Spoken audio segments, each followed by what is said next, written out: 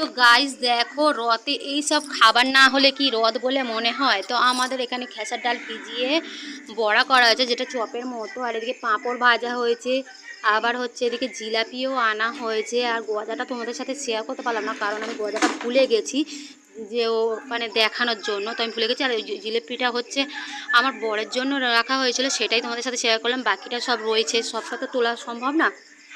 আর এখানে যেই বড়াটা দেখাচ্ছি যে থালায়, ওটা হচ্ছে লঙ্কা অ্যাড করা আছে।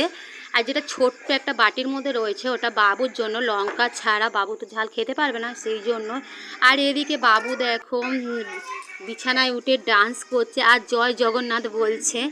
আর হচ্ছে বাবু ভীষণই রথে মজা করেছে, আর রথও টেনেছে ওর পাপার সাথে গিয়ে।